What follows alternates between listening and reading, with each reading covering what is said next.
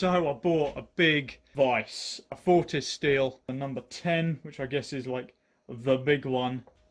Ooh. I've been looking for a bigger vise. I've got a vise in the shop. This one over here is plenty good, but you know, it's not massive. It doesn't have a quick release. It is a quick release vise. So if you're unfamiliar with that, it's got a lever in it here that actuates a release mechanism, this little plunger, which mounts onto a pawl, I guess you could call it, that engages with the lead screw and allows you to just slide the moving jaw in and out freely.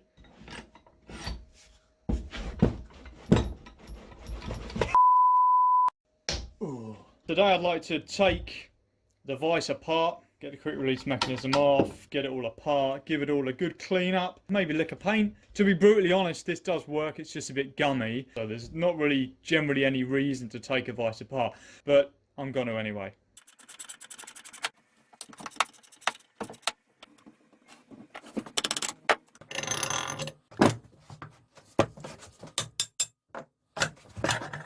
then you can see how this quick release nut works. It's probably important. Right, so you should be able, hopefully you can see in here you've got the thread form in the nut, and if I push that plunger you can see how it would engage it on the lead screw by pressing it up and then release it from the lead screw by pulling the lever, which under spring tension it is kept engaged on the lead screw. This has a different thread form than a regular vise. This is the lead screw off my other vise. If I kick the tripod a bit more, that will probably help you to see. This is an Acme thread, so it looks like little castellations. Whereas on the quick release vise, you'll notice that they're not like castellations, they're sort of like teeth, I suppose. I think this is called buttress threading. Don't quote me on that. So it lends itself, because of the shape, into sliding into the quick release nut easily, but allowing a great biting force for when you actually clamp down on the work, because these flat sides of the thread are going to be pushing against the nut. So I believe that's why it's designed this way, why quick release threads look different than regular vice threads. Oh yeah.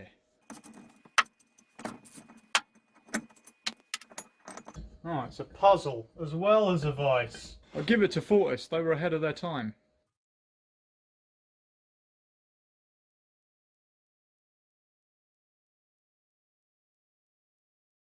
And that only took me 3 hours.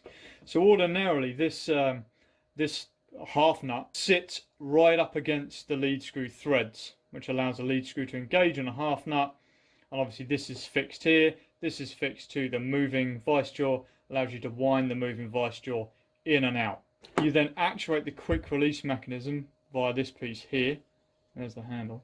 And when you pull that, and it's got a spring on it, we'll speak about that in a tick, it drops the half nut away from the lead screw and allows it to freely slide. So this is its natural position.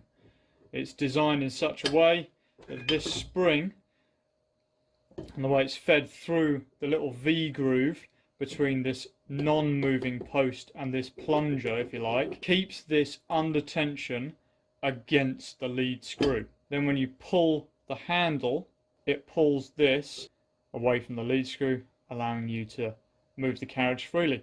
It's a really simple mechanism, like really simple but really clever. Wheeling off the fixed jaw body, and has revealed that green colour. And on top of here, don't know if you can make that out, but it says 1953. But also we've got the British Army issue crow's foot or arrowhead stamp. Maybe this was in a machine shop or a Remy garage in the army in the 50s, who knows, but the vice has got some history, so I think that's pretty cool actually.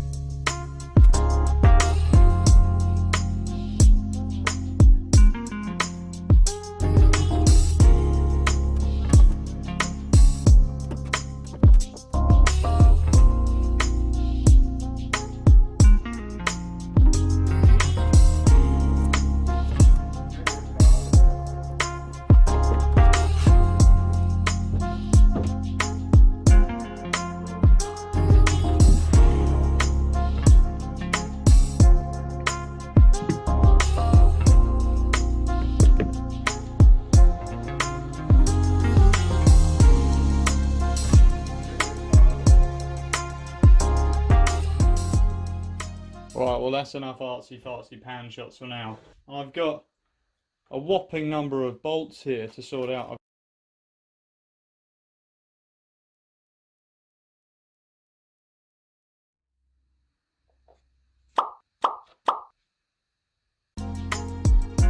Cut that out! Cut that out!